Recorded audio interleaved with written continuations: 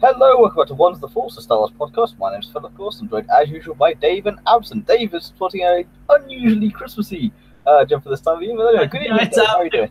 It was yes. Hi, I'm great myself. Yeah, I'm really well. So it was a festive jumper day at work. But however, if I do, you can't see this on the audio, but if I stand up, it is chewy. Okay, fair play. It adds up. Then it adds up. I appreciate for that. For a bit of audio great, visual greatness. I flick the switch. Ooh, that's right, baby.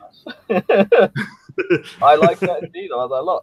For those of you who are on the audio version, welcome. Thank you for tuning in. And also, you just missed Dave with a flashing Christmas Chewy jumper. It is quite impressive. Thank you. We may have to post a screenshot on our Facebook page just so you can see that. Just a little trick there. I do have a Christmas Star Wars shirt. I have my AT-ATs with the antlers and.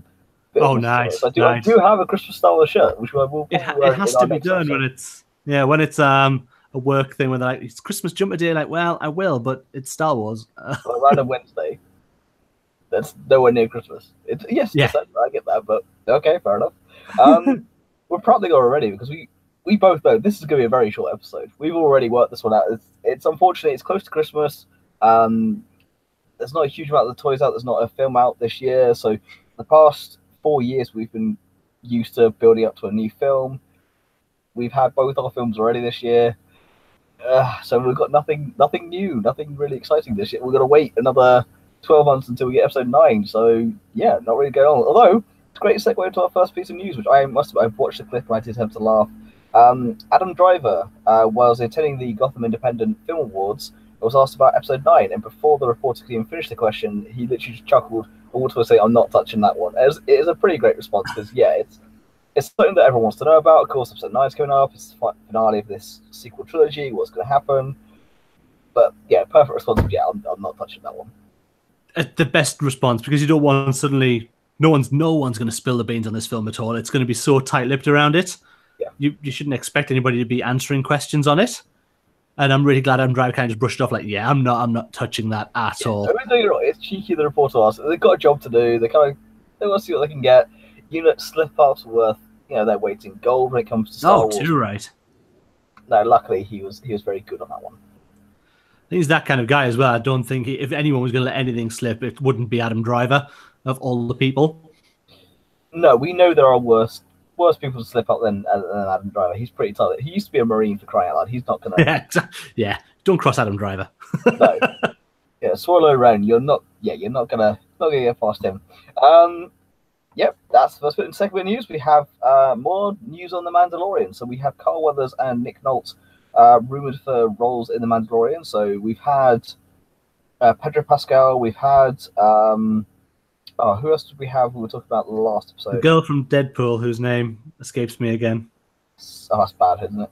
Both of us here floundering that one. Yes, so we've had 4 casting announcements. Nothing officially confirmed by Disney, but these again have all come from Entertainment Weekly, and EW is about one of the most reputable sources you're going to get that isn't like an official release from Disney. Anytime they've had any casting announcements or directorial announcements, anything that's been pretty spot on. They are the people to go to, as I said. I think we covered it in the last episode. Entertainment Weekly normally have a cover spread when a new Star Wars movie comes out. They always have exclusive pictures run through them. So for them to kind of announce it, it's all solid that this is going to be what's happening. Carl Weathers was at Wales Comic-Con over the weekend, and it was announced just before that something had happened because they had to get him from shooting from Star Wars. So even the Comic-Con have kind of already let the news out there. So he actually couldn't come in the end because they were supposed to get him from shooting, come straight on a plane, and he was supposed to be there the sign, but he couldn't make it, and they even specifically put from Star Wars. Yeah. So even EW spilt the beans, but Wales Comic-Con, which I will talk about later on, just blatantly flat out confirmed it. It's a small convention in the north of Wales. No one's really going to pay attention to it. But at the same time, it is kind of very blatantly obvious now that, yes, Carl Weathers is involved. And I'm actually very excited to see Carl Weathers in the show. I think he'd be fantastic in it. Nick Nolte, for those of you who don't know, he's an older actor. He's an Academy Award nominated in 1991 for The Prince of Tides. He's also received nominations for Affliction and Warrior as well. He's done quite a few things. He does have an extensive back catalogue. So again, depending on his role will be, we don't know yet. However, again, some very credited for the roles. Really looking forward to Nick Nolte because I think I don't know if you've seen The Warrior, the film with Uncle Owen, the guy who plays Uncle Owen. No, I haven't seen. I have read about it, but I've not actually watched it myself. He's excellent in that film. It's a really, really good movie as well. So I would recommend anyone go see that. But yeah, it should be a good role. It's really hard to kind of look at it now because we have no idea what roles are going to be playing. So you just kind of see an actor and you think of their back catalogue of what they play and where they would fit into a Star Wars universe. And it's really difficult with not knowing where our story is being told and places we're going. And it just builds up. It's getting a little bit more information every week getting to us. And that's getting really exciting. Indeed. Again, even more news from the set is we've had a picture from Jon Favreau's. Now, Jon Favreau has been leaking stuff left, right, and centre because he's so excited. But there's a new picture with him on set with the Russo brothers, which is on his official Twitter if you want to go and find it, which is the Russo brothers, Jon Favreau, and Taika Waititi on the set of The Mandolorian. So it's obviously the episode that Taika is directing because the previous pictures we've had have been with Dave Filoni, which is, of course, the very first episode. So it's not necessarily Taika directing the second one because they do shoot it out of sequence, obviously. However, again, it's kind of cool to see that. I mean, there's the Disney connection, obviously. Jon Favreau worked with the Russo brothers on Marvel's Avengers and Iron Man and things like that. So yeah, it's an obvious connection. And they have been asked if they wish to do a Star Wars film. Both of them like, hell yeah, we would love to do it. They're doing great things with the Marvel universe, so I would be more than up for them. I mean, if you give me the Russo brothers over Phill and Chris Miller any day of the week. If they announced at any point that the Russo brothers were going to do a Star Wars movie, just literally take all of my money and my son's money, my wife, just take it all. There would be a match made in heaven, and people would lose their minds for that to happen. I love the picture that they released. I'm sure they're probably showing Jon Favreau just a sneaky look at the trailer. Oh, this is the trailer for Avengers Part 4. No one else has seen yet. It's coming soon, and that would blow my mind as well. But yeah, it's exciting news to see all their shoot. Just the more, and it was I thought in my head, I never thought. Mandalorian with Dave. I think it's his connection there. Hopefully we'll get him back soon, but he seems to have gone from it. So apologies for those of you on the audio version there. But yeah, no, we are very excited to hear that. It's one of those things. The Russo brothers have done great things with the Marvel universe, and as Dave said, just take all our money if they got the option to do it. I mean, we've already got D.B. Weiss and David Benioff. They're doing their own spin-off series. You have Rian Johnson again in 2022. At the moment, we've worked out a time frame that he's got his own series starting as well. If the Russo brothers were to be given the keys to a Star Wars film, yes, take the money. More than happy to see that happen. Again, that's all I've got to say on that one. I was waiting for Dave to come back, so I'll move on to the next bit of news we have, which is Stephen Scheif. Now, he has been confirmed to be the showrunner for the new Cassian Andor show. Now, Stephen Scheif, for those who don't know, is the executive producer on The Americans, and he's been given the keys to the upcoming Disney Plus show. I haven't actually seen The Americans myself. George is the one, unfortunately, who has seen it. I would be able to tell you more about it, but of course, unfortunately, he's unable to join us. Again, he can't really get out of work in time to be able to join us to the shows. He is working very hard behind the scenes with us to create this new content. And actually, we've been discussing more ways of doing things with new thumbnails and just the way we've been going out doing things recently with our new pushes on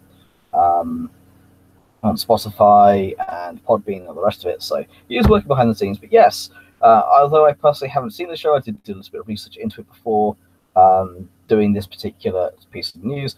And yeah, Stephen Scheif is a very well respected executive producer. He's produced a bunch of other stuff as well. And, you know, frankly, quite happy to see him come on and do the show. Whether it'll pay off or not, yet to see. Of course, we know more of Jon Favreau's work, very much more of the prominent eye with Iron Man, but we shall see. Again, whilst we're waiting for Dave back, might as well crack on with things. Again, it's a very short episode tonight, so we'll see. We've got more news for Star Wars Celebration in Chicago 2019. So you've got Justina Ireland, E.K. Johnston, and Zarina Cordova attending. So you've got more people for the authors panel showing up. Personally, I'd like to see Claudia Gray and Timothy Zahn show up. I think Timothy Zahn's already confirmed to have his own panel, if I remember correctly. I think we did report on that a little while ago. So E.K. Johnston would be nice. She's shown up, of course. Claudia Gray I'd like, but either way, happy to see more of the authors getting the time they deserve. Hopefully, actually, during those author panels, we find out more of what will take place from Chuck Wending's novel that had been planned. Of course, we now know that he had been taken off of that project when he was unfortunately fired for his tweets. We knew he was doing Vader's Shadow of Vader, which unfortunately has again been cancelled. So happy to see them coming on. Again, I want to see more of it. So Claudia Gray would be nice. Joan Johnson, Miller would be nice. But again, to have E.K. Johnston, Zarina Cordova, and Justina Ireland on board, it's great to see more. Just see more of the lesser known authors. I mean, E.K. Johnston's done Ahsoka. She's done the other one she's done for the series as well. She's done bits for the From a Certain Point of View book as well. She's done bits for the Aliens book as well, if I remember correctly. So she's done quite a lot in the Star Wars universe already. Again, might as well continue on without Dave here for now. We have a rumor that the Force Friday event for next year, for episode 9, is coming October 4th in 2019. Traditionally, it's been the first Friday of every September. So moving it a month later. It does help a little bit. We've noted over the past few years that the gap between Force Friday and the film being released has been a bit too long. October gives you all of October, all November, film released in December. It's a bit closer to Christmas, a bit closer to traditional Christmas shopping time of the year, and lets the hype continue to build instead of building up, slowly dipping, building back up again. Kind of bridges that gap, allows everything to be pushed on a more linear curve. So again, we'll let you know. The last time they had Force Friday, Dave and myself joined up for that one. You can find the video on our Facebook page, I think it is, for the two of us teaming up and giving you a nice little view there. That was quite nice. They actually got my Star Wars tattoo done that day. It was quite interesting, quite a fun day. It was a long day, tiring day, but yes. So we had that in 2017. There was no Force Friday this year, but we'll have Force Friday in October 4th. Next year is the rumor, and I think we have Dave back with us. Hello, I should be back. I do apologize. My Wi-Fi is not the best where I set this up, unfortunately, so I lost it for a little while. But yes, I should be back, and I'll try and stay online. Indeed, it's fine. Basically, just continued on our thread from talking about the Russo brothers. I've gone through the Stephen Scheif announcement for the Cassian Andor show, and I've talked about the Star Wars Celebration panel announcement for Justina Ireland, E.K. Johnston, and Zarina Cordova. And now talking about Force Friday from being October 4th. And I was saying, I think it's a better choice. It's more of a linear curve between October, November, December. It's close to that Christmas shopping time. Traditionally in September, you have the hype build up, and it kind of dips down, and it kind of has to build up again. You put October, I think, is a better placement for it. I absolutely agree. I mean, we met up at the last Force Friday. Was the last Force Friday the one before? No, last Force Friday, yeah. Before the Last Jedi came out. So I went out to that morning. Yeah, so I went down to Met Phill, and we went down to Oxford Street for that. So hopefully when it comes around, we'll look at sorting something out again so we can all get together. And with George being in London, we'll force him out as well, no matter what he says he's doing. Yeah, no, we'll get him. We want to try and meet up for a screening of episode 9 as well if we can. But yes, we'll try and get George there.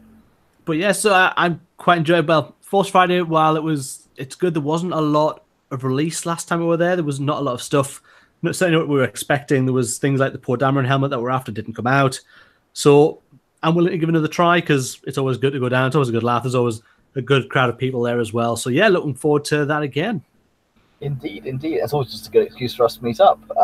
So I managed to catch up with George at the weekend at Wales. So I think actually I'm the only person that's seen both of you since Celebration 2016. I don't know if that is true. Yeah, I've seen George since then physically. Not physically, no. Over this camera here, I've seen him, and over the podcast most of the time, and over our messenger. But yeah, absolutely not seen him in person since Celebration.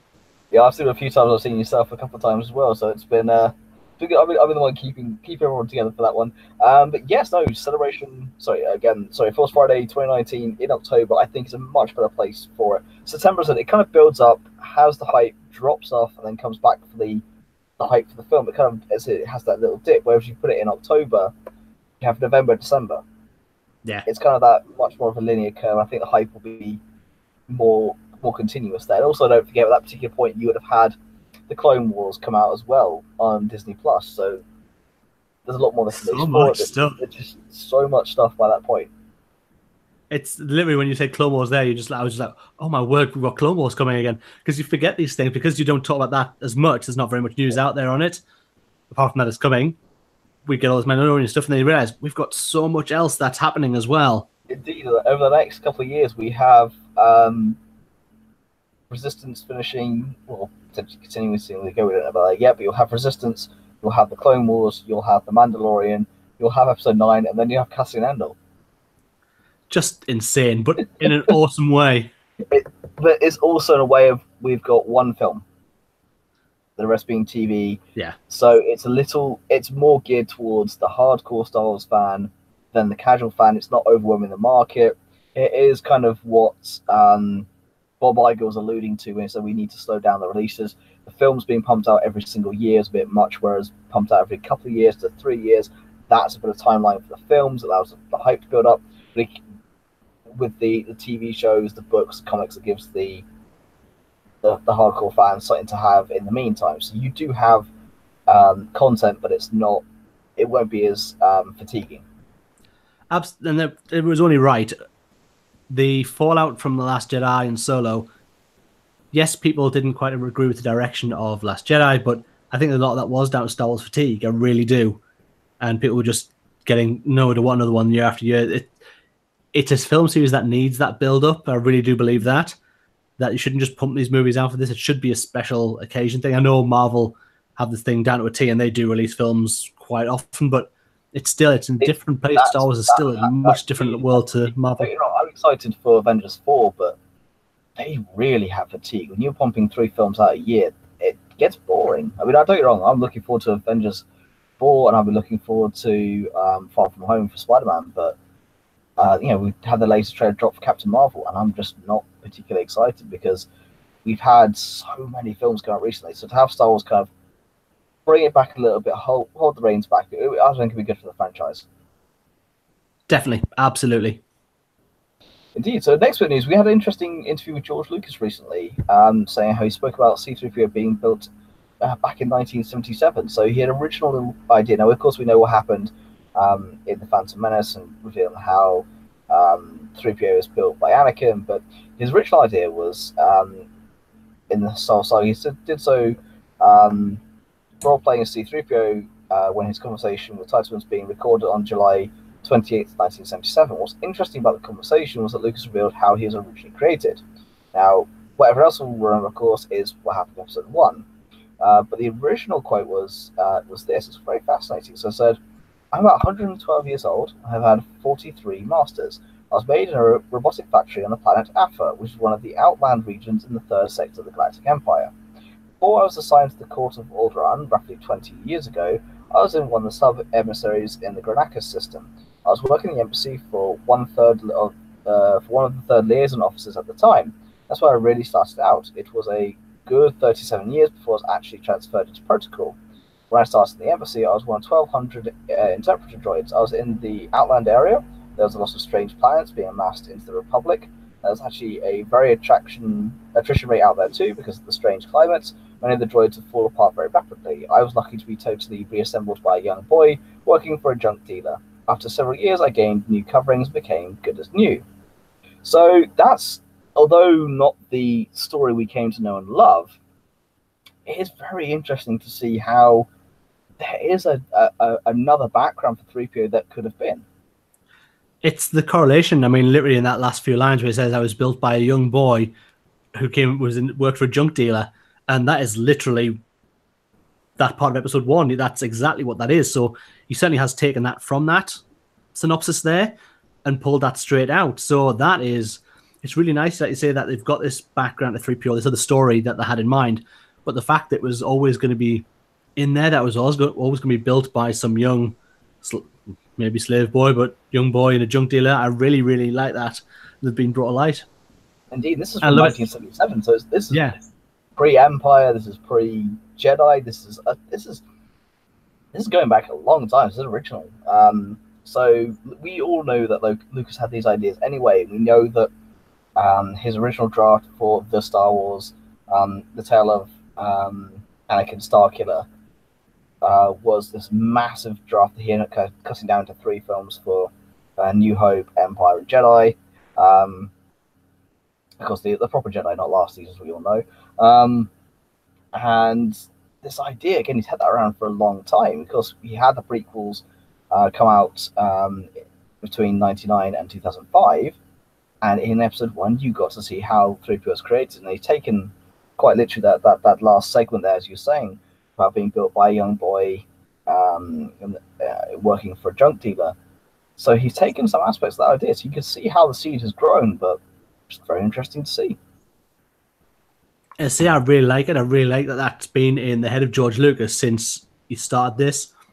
Obviously, we know the story. People think, I wrote this all for episode 1. It was all brand new thoughts. And obviously, it's not. He's had a lot of this in his mind, ready to go when he was going to put other stories out there. So it's really nice that he built on that original idea to take that into 3PO for the prequel films. Indeed. Again, we've got another bit of news here. So the University of Turin have announced that The Wizard of Oz is the most influential film of all time, with Star Wars coming close second. I don't know how they come to that conclusion, but apparently they have.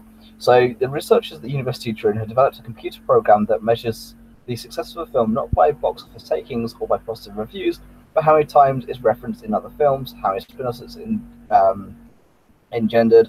They assessed apparently more than 47,000 films. Wizard of Oz was number 1. You had Star Wars number 2, and you had Alfred Hitchcock's Psycho number 3. They used IMDb as their source, and apparently, usually it's done by gross box office figures and things like that. But I'm sorry, talking about spin-offs and talking about how many times it's referenced, how is Star Wars number 2 and Wizard of Oz number 1? Don't get me wrong, I know Oz is referenced a lot, but with spin-offs and with the actual cultural impact of Star Wars, no. Star Wars is far more influential. I mean, yes, we are biased. We are on a Star Wars podcast, but no. You say that, but I mean, I dropped a house on a witch just the other day, and yeah, okay, yes, you do get the "I'm melting" a lot. That's referenced quite a lot. You do get, we're not in Kansas anymore, Toto. You do get the quotes, but I'm sorry, but as a cultural phenomenon, Star Wars is just far more reaching. I think if you set a computer against anything where it's going to look at this sort of data, you're probably not going to get the answer you would get from the person on the street. It's never going to be the way the internet told us. And only a Sith deals with absolutes, eh? That's exactly it, sir. Exactly it.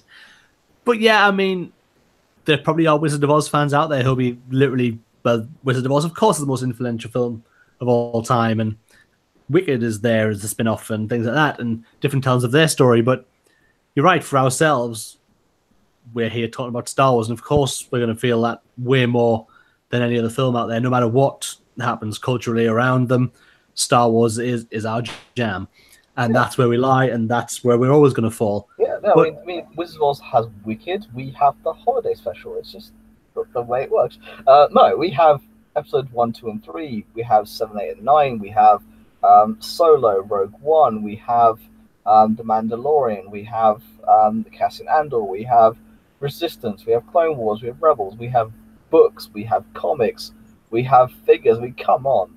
It's no.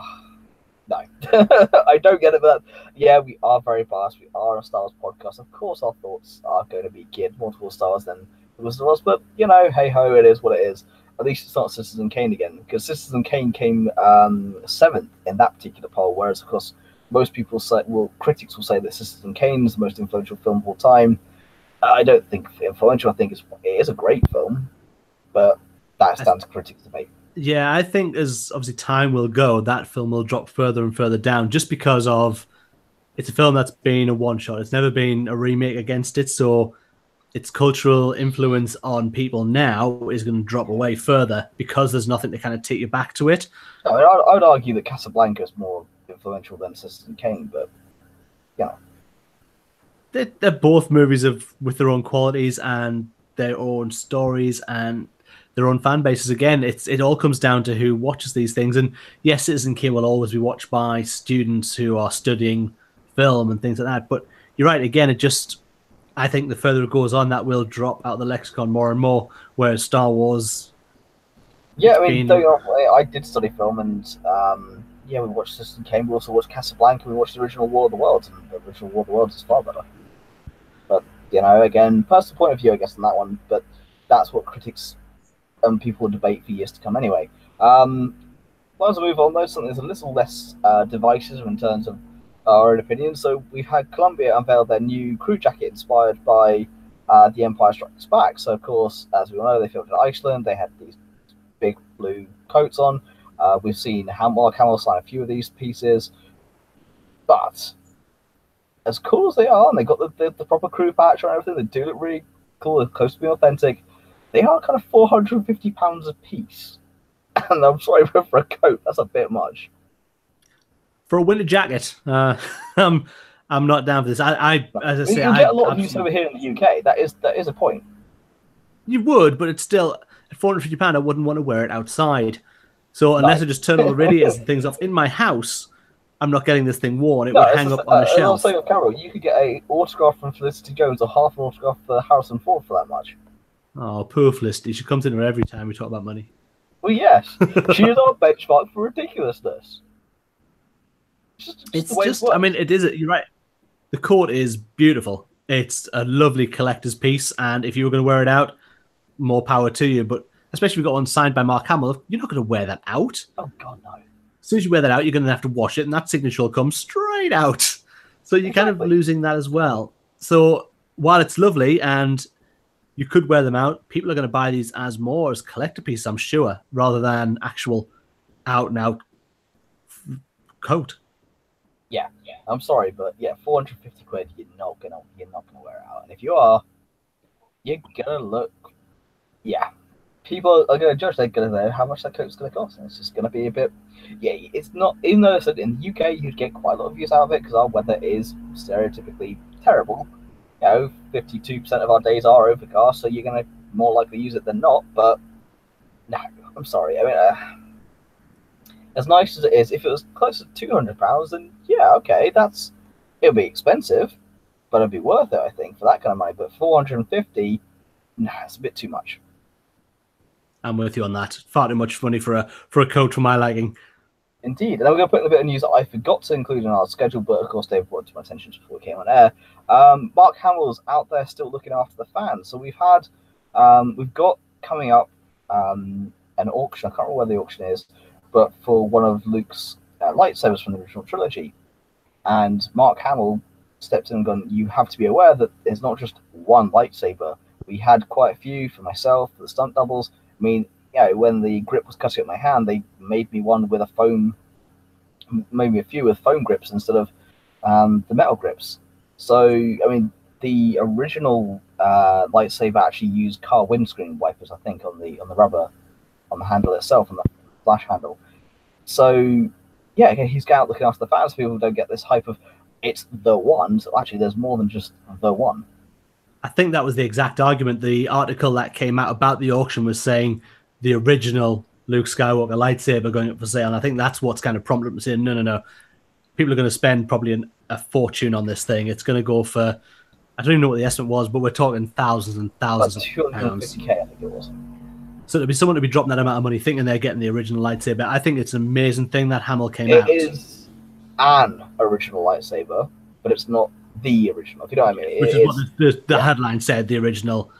And I think it's great that Mark Hamill's still out there and active to go, look, he didn't have to do it by any means or stretch the imagination. We're here to go out and say it. you could have let that auction go off without anything at all, and then they reaped in that money.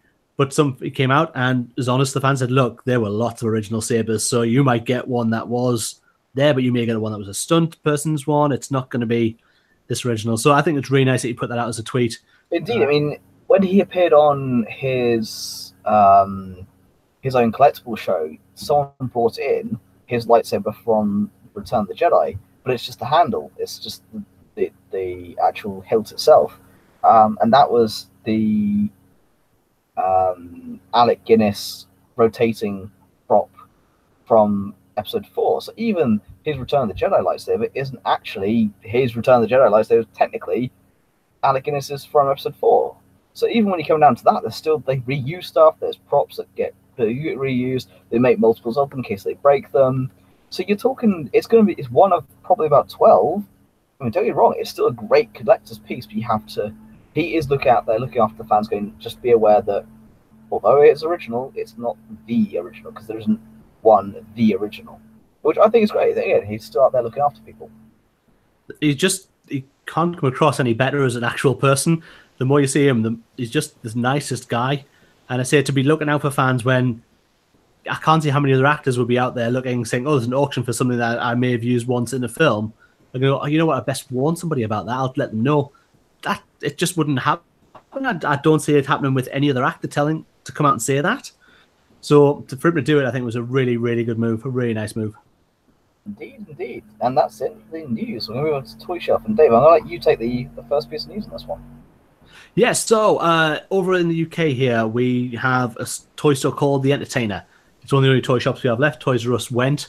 They went bankrupt, so they've left. So Entertainer is really our big toy store. Now, what they did is they started deciding they're going to do Black Series figures pretty much on the cheap. So, firstly, they released the Darth Maul original Black Series, and also the Sand Trooper, the Stormtrooper, also got released as well at £11. Yeah, well, the original Obi-Wan Kenobi and Sand Trooper were £11 each. Then a couple more at £11, and then the Darth Maul, if you get your hands on it, was £22. Yes, sorry, I believe he was 11 to start with, and he has got to put that up to 22 because of this demand for him. Can't get him anywhere. It's like absolute gold dust getting them. And don't get me wrong, you get some of them. I picked up more on my Entertainer locally. The box is in bit. It's not a good example at all, but the figure's great. No, I picked up Kenobi and Maul myself, and the box was Kenobi was worse wear than Maul, but it's because they've been sat around the warehouse. They basically found them and gone, we might as well shift these. Yeah, absolutely. And you know what? For fans and collectors out there, it's a great piece to add. Some of those original Black Series figures, they don't look terribly great, the Kenobi one especially, but the Stormtrooper and certainly the Maul is a great figure. And it's it. Even at £22, that's still a good bargain. I'm sure a lot of people try and sell these things at the Comic-Con, like the Wales Comic-Con. We're like, oh, we have to lower our prices a little bit. Because before that, it was quite an expensive figure to get a hold of. But talking about that, Entertainer then did something even crazier. These Star Wars centerpieces. So we have Luke on Hoth, and you have Vader on the Tantive IV breaking through the door. And they normally go for, in the UK, if you're going to somewhere like Forbidden Planet, you're probably talking about what? The better part of £65? Indeed. So from Hasbro themselves, if you're lucky enough to get them from Hasbro, like I was lucky enough to get my Vader at Con, they're £35. They're usually $45 retail recommended price. Forbidden Planet Bobstar's about $60. On eBay, they're about $80. So, if you want to run these centerpieces, I bought that £35. That was as a decent price. Oh, it was a cracking deal. Was over the moon, and literally when he got that £35, I was like, "Look what I got for £35! Look at it!" And we're like, "Wow, that's an amazing bargain, Phil." And then the Entertainer pulled the rug under Phil's feet really hard. Well, we're going to do them for $12. Now, a centerpiece, £12 is an absolute bargain. I know in the US, some places, Walmart, sometimes sell them off really cheap, like $4 or $5, but these have never been at a low price in the UK. So Entertainer decided, let's just put them on the website. And they did. It blew up. Because once it got out there, and once Star Wars fans got wind of these things being out there for £12, rushed to get these things, and they say the website crashed. Down for a couple of hours, it did come back up, and they were still available. I got them myself. I got the Luke and the Vader, so £24 for both of those. Absolutely incredible. And a lot of people went on and bought them. A few days after that, people started getting emails through from entertainers saying, unfortunately, due to stocking issues and unexpected levels of this being bought, people were getting their orders cancelled. Fortunately, I've not been one of those, and I picked mine up today, so they are absolute things of beauty. Vader is just up there and looking awesome. So it's the Vader is very pretty as well. The Vader is superb. That Tantive with the door down is just lovely. I haven't got any batteries in it yet, so it doesn't light up yet, but I've do got that next. So yeah, £25. I'm like, this is a great deal. And like, they came and went, yeah, £12. I got both. Yeah, it was a crazy price that they put this out for, and I'm not surprised the website crashed. But it's a great thing if you've been able to get the hold of those off the entertainer. Does not surprise me they're out of stock. No, that's I'm surprised that they didn't expect this to happen. I don't know what they thought they were doing when they were going to put these things out. They've done obviously no research, found some in the back of a warehouse, like you said, and just thought, well, we'll put them out. Well, it's what they did with the Maul and the Kenobi and Sound Trooper. They found these rare black ships. They just put them out as cheap as they could just to get rid of them. Whereas, oh, hang on a second, these things are quite popular. I mean, yeah, so the Maul especially, they were about 80 odd quid on eBay. Now you can pick them up for 20. It's price is just plummeted. Thank you for entertaining for doing that. We're the fans, the ones that benefit from that. It's the scalpers that lose out. But, however, yes, sorry for those out there who the orders were cancelled. Dave is one of the lucky ones, but yeah, it doesn't surprise me. It really doesn't. Move on to the next piece of news. We have the Gentle Giant Ahsoka Tano Fulcrum bust is now up for pre-order. It was revealed to fans at the SDCC panel earlier in the year, showcased by Dave Filoni himself. It is a beautiful piece. It's only priced $120, which will be released anytime during Q4 of this year, so that's basically anytime this month it should be out. And there's only 750 pieces of them, but for $120, it is stunning. I think it's cracking. I think absolutely. I want one.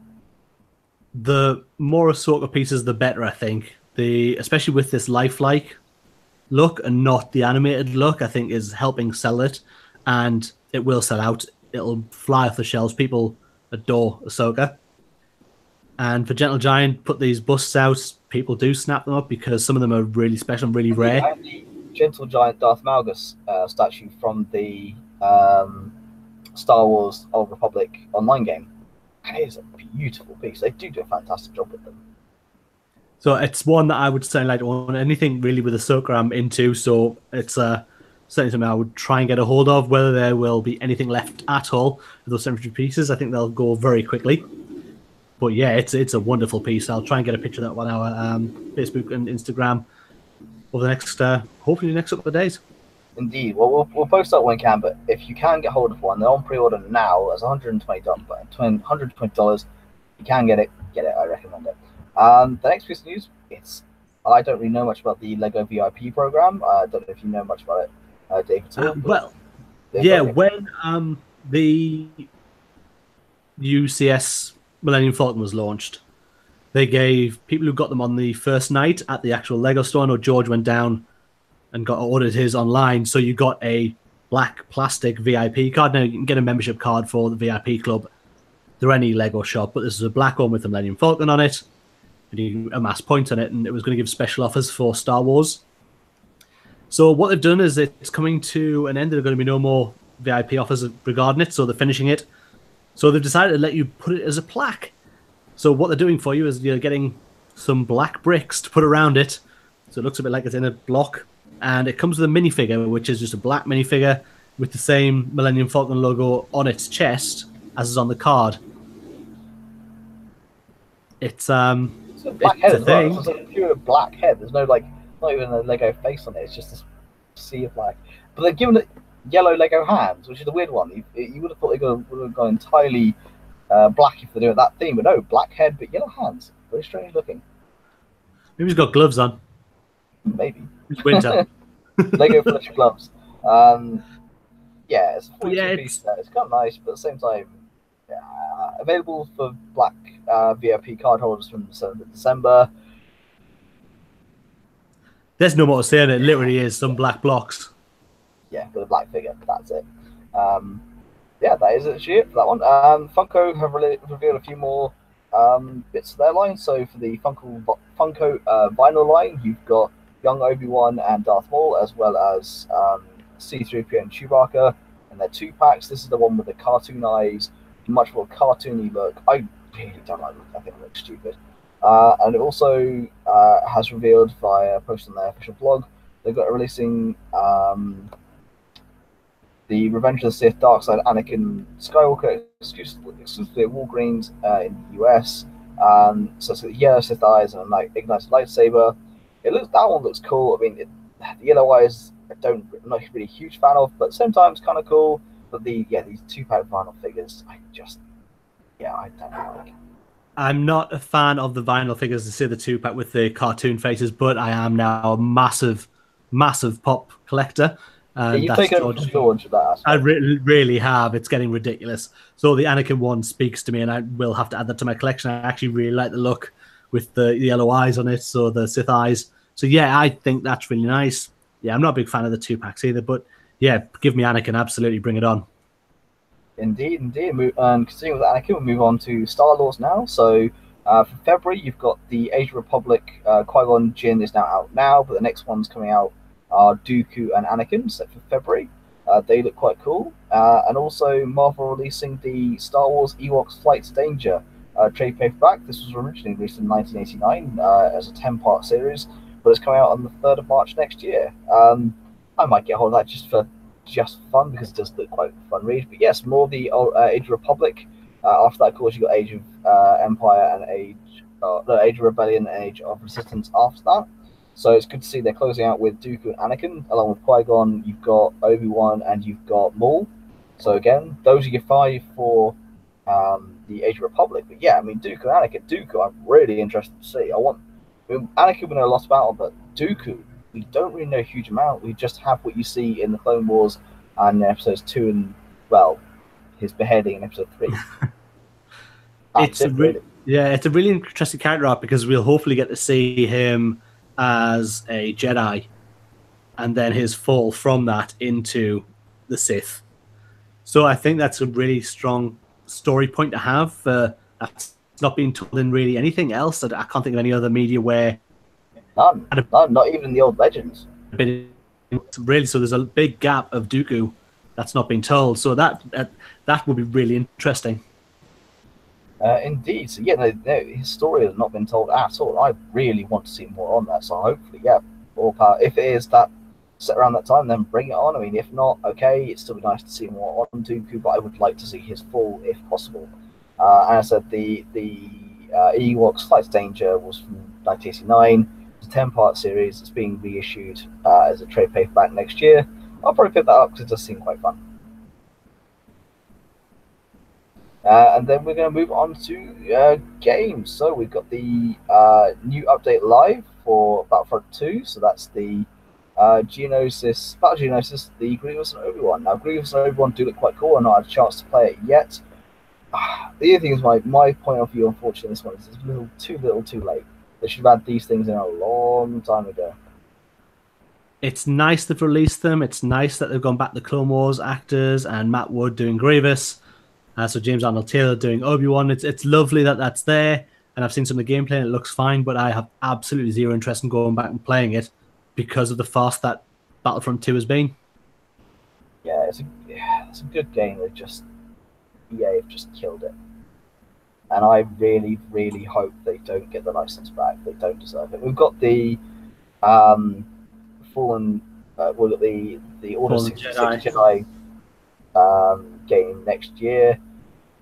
I just hope they don't screw that up, because they've got an opportunity for a great single-player game, but because the license so far, you just don't have that trust in them. Yeah, you've got no faith in what they're going to do and what they're going to put out. They surely have to try and hit a home run is the one thing with it, because if they don't, that has to be the end. They can't be given more license with this. No, I mean the bad job they're doing. The mobile games they've been releasing under their third-party companies are far better. I mean, I don't play much of them anymore in terms of I don't play Force Arena or Conquest. Those are both good games, but I play Galaxy of Heroes as my main era. But Capital Games, which is a subdivision of EA, do a far better experience with that than EA have ever done with Dice and with Battlefront 2.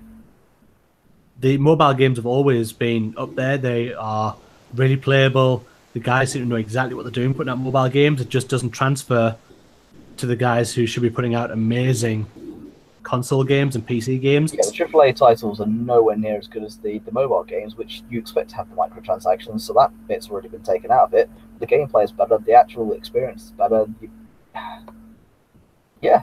I mean, speaking of Galaxy of Heroes, they have announced the legendary C-3PO event. That's now been confirmed, so you'll have any 5 Ewoks from the Ewok faction. To unlock him, you'll need them all at 7 stars, obviously, to get a 7-star 3PO.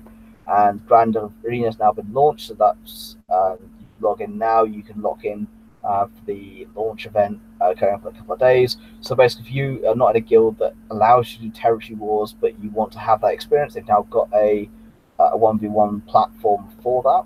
So again, they're knocking it out of the park with that. But Battlefront 2 itself is just died on its feet. I mean, we're talking about a game that's now just over a year old. And in that amount of time, they've managed to screw up the launch and then promise what they can't deliver. And when they have delivered, it's too late. Yeah, it was all going to be all DLC content, and it was all coming, and it was all free, and it was going to be great, and it's going to be so much bigger and better. And then, yeah, just on every occasion have failed to deliver on their promise. And I understand why gamers got fed up with the game very quickly. I really do. I can't blame them for the way they want to play a game. They wanted a Star Wars game. Everyone was crying out for this game to be epic, and it just fell flat. The problem is, the original Battlefront 2 was incredible. It really was. And you can still get that, and it's available on most platforms. I have it on my laptop. I prefer it. And that's the thing, I have both. But I prefer the original Battlefront 2. It's just unfortunately the way it is. Again, that's the end of pretty much all our news for today. So we're on to Resistance Rewind now. So we've got Platform Classic and Secrets and Spies. Unfortunately, Dave has skipped over the Platform Classic. Not on purpose. I don't know how I've quite missed it. I learned something about it. I posted on our social media about the fact that we'll talk about it, but Han Solo was supposed to appear in this episode. And then for some reason, I've just literally not gone back and watched the episode. So I thought it was all caught up tonight, but I haven't. I've seen the second episode we're going to talk about, Secrets and Spies. So we'll get to that in a second. But yeah, Phill, Platform Classic. Tell me how it was. The Platform Classic. The episode begins in earnest when Yeager and his mechanics are called to Dozer's office to talk about an opportunity. It's revealed that this opportunity is for Yeager to race in the Platform Classic against his brother, Marcus Speedstar, a famous racer who just so happens to be Yeager's brother. It's soon revealed that the two haven't spoken in 10 years, so they have some beef, which does get revealed a bit later on. Yeager is hesitant to enter the race at first, but eventually does to prove a point to Kaz, to Tam, as everyone else. We also unfortunately learn that Marcus owes money to the Guardian Death Squad. It's great to see what Guardian Death Gang in it again, voiced by Matt Ward in this episode. They're kind of cool. But so basically they take his mechanic as collateral and demand that Marcus win the race to pay them back, or else they'll take him out. In need of mechanic, Yeager sticks Marcus with his best mechanic, is Kaz. Whilst working with Marcus, Kaz learns that Yeager and Marcus don't talk anymore because he used rocket fuel, so the hyperspace fuel we saw in the previous episode, in a race against him to cheat. And by doing so, he got in a crash and accidentally killed Yeager's wife and his kid. Yeah, it's a bit brutal. It's a bit dark. You find that out. The 2 race is a great race. It is very typical that Yeager ends up firmly in the lead. Marcus ultimately explains to him that he's learned his lesson. Somehow they have time to explain all this, so I don't know how they managed to get rid of that one. And he now looks for others, look out for others, not just himself. He's no longer just as selfish and saying he has to pay to win the debt to save the mechanic. Yeager just kind of lets him win. And then it's all happy-go-lucky, go sit in Arcties and have a beer. Yeah, it was a good episode in terms of learning more about Yeager and more the character, but they didn't focus on anything more about Kaz and his spying, and it felt a very typical episode by the time you finished, of course, of They managed to get all the explanation in there. You found out a bit more about his past, but everybody won basically by the end of the day. Would you have preferred to see Han Solo in that race rather than Yeager's brother? Yes. Oh God, yes. I mean, Han's off doing the 5 sabers at this point. The 5 sabers are mentioned actually in this one because Marcus has competed in the 5 sabers, and we know that's where Han is. If you've read Bloodline or I think Bloodline's mentioned in that one, so you know of Greer Sonnel and Josh Steve Striker. You know more about 5 sabers and things. But yeah, no, God, I would much prefer to have Han in this episode. It would have made this episode so much better. It intrigues me of how they would have done it and who would have played Han. Would have been a tough ask because you're going to see Han just before The Force Awakens. So it would have been. I think it may have been a budgetary thing. Of, can we get Harrison Ford? No, right, let's change it. I think it would have. When I saw that as a fact that was going to be who was in the race, I think that would have been because obviously we would have seen the Falcon and Chewie would have been there, and I think it would have just been an amazing thing to see. But yeah, I mean, I've not seen the episode, so I can't really comment further on it. But I mean, the fact that he finds out his brother killed his family is a bit of a turn for a children's series. But yeah, dark decision, yeah. But again, you're right. They'll probably finish it all out. Happy ending. Let's get on with it. So it was a very typical episode at the end of it. And then we move on to Secrets and Spies. So Secrets and Spies opens with Tora playing on a holo simulator, but basically being bored. She goes to talk to her father, asks him if she can join him on a mission. How he declines, saying it's a bit too dangerous and not safe for her. As he's kind of trying to talk to the First Order at this point. Basically, she storms out, goes into her room, and Dozer goes and asks Droid to look after her. But of course, she tricks it into walking her weird dog, and she escapes, leaving the droid holding the droid. Meanwhile, Kaz is trying to search for any ties between Captain Dozer and the First Order. They bump into each other. Tora brings Kaz along into the tower, which basically turns its own little adventure here and there. But even as an ace pilot, she's not particularly popular amongst the general populace on the Colossus. So they decide to go back. Kaz pretending wanting to play a game against her. However, they get a little sidetrack and end up at RZ's, where Kaz's friend, at the Aces Lounge, where Kaz's friend Rucklin berates him for smashing up his ship, even though that was his fault in the first place by putting the hyperspace fuel in it. Back in Tora's room, the droid comes back and freaks out the site of BB-8.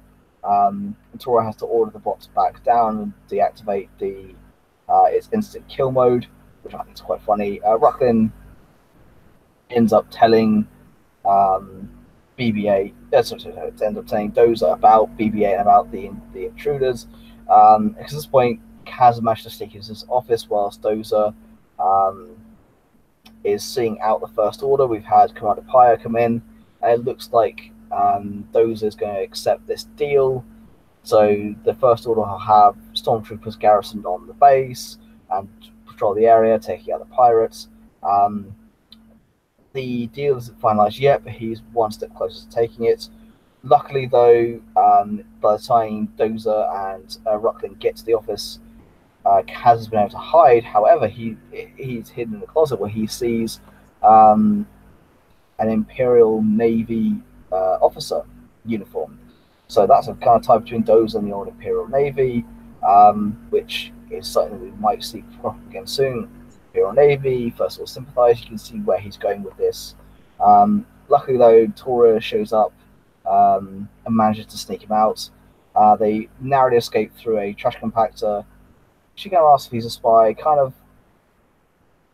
gives him a lame excuse saying he's left the Navy to become a racer, and they just kind of drift apart. She goes home, he goes home, and Tora's eventually Dad Dozer comes back and eventually offers to take her out on a cruise, and she's left wondering what or who, because it really is. It's a good episode in terms of finding out more about his spying, more about the First Order, more about Dozer's past. In fact, he was part of the Imperial Navy. That was the twist as well. It's a good episode. It's definitely better than the previous episode, the Platform Classic. But again, what you've seen this one, what are your thoughts? I didn't like this episode. Hmm. I didn't like it, but there were certain things that I really did. And again, it's in this series, it's very much for me. I'm saying visuals of stuff that really makes me happy with the linking between that and the Force Awakens, and then seeing the old Empire uniform hanging up in Dawes' closet was awesome. So it took us right back to the Empire, which was brilliant. And that Commander Pyre arrived in Kylo's shuttle as well, which I thought was an amazing touch to see that ship arriving. It's interesting though. You see the wings kind of fold down as they do in the Force Awakens, but in the Last Jedi they negate that fact, which just wound me up. But yeah, that's me being very predictive there. Yeah, I really liked seeing that. It was nice to see Elijah Wood returning. His character turns back up again, even though he's a. Yes, I mean the whole thing. I mean, they basically got out the trash compactor by they done a dance game, which this old 8-bit game they were playing on this amazing platform. They play 8-bit computer games still, which is like a dance game where they had to move. Well, to be fair though, it's very similar to the fact that in 1977 you have those binoculars that very clearly an old film camera style, and when they go back to use them in episode 7, episode 8, again they had a very grainy film quality to it. Again, Rogue One, even now got the high definition look to it, you've still got these VHS 1970 style binoculars to it. So I do like the old school touch to it, but yeah, it's very much an 8-bit. It's kind of like, I can't remember the name. What was the name of the game, which was the little triangle that you had to shoot asteroids? Was it Galactus? Might have been Galactus, Maybe? yeah. The little triangle with the boulders coming in it. Yeah. There was one funny thing that you saw in that game they were playing where the space slug from Empire came at the top of the screen as a sprite in the game, which was a nice little touch. Again, little visual flicks all through this series have really entertained me, but the series as a whole, we're 9 episodes in and I'm just not attached to any of these characters. Yeah, I mean, as we have to remind ourselves, it is aimed at more of a younger audience. Oh, absolutely, yeah. It's getting more and more obvious it is, yeah. But we have the Mandalorian coming. We have Clone Wars coming. We have a lot coming. We'll be spoiled. It's fine. You're right, and it is something that you're right. It's something that is aimed very much at children. They say they did dance moves to get out of the trash compactor, which wasn't just compacting; it was blasting. It was an incinerator day. It wasn't a trash compactor. They actually named us. It's not a trash compactor; it's a trash incinerator. Which is kind of cool, but this series for me is all about visual nods. That's what I'm getting from it. Indeed, it is. And yeah, so finally, that's the end of the show. So a bit of canteen talk this evening. I attended Wales Comic Con the weekend. George was actually there as well. We did manage to catch up, which was nice. We met a few people between us. So he met Eunice Suotamo, he met Carl Urban, and a few other people as well. I ended up meeting both Ray Park and Guy Henry. So that was a fantastic experience. Ray Park is one of those people that you see in interviews, but he's just that lovely in real life. As in, he took 5 minutes to 10 minutes per person, properly engaged with you, looked in the eye, made sure he had an individual conversation with you, made sure that he properly connected with you. I mean, to give an example, Robin, who's been on the show before, he just said to him, when I was little, I wanted to be Darth Maul. I wanted to try it, and of course, nowhere near physically gifted. And Ray Park said, well, how old are you now? I said, well, I'm 27. He said, well, yeah, you've got plenty of time ahead of you. You can 100% do it. You put your mind to it, you can do it. And his autograph from him said, you can do anything you want 100%. He took that time to be that person with it. And of course, when I met him, I chatted to him quite a bit about it. I mean, say how I came up for 4 hours, and he was just like, well, I'm glad that you took the time. It's always lovely to see people that actually make that effort.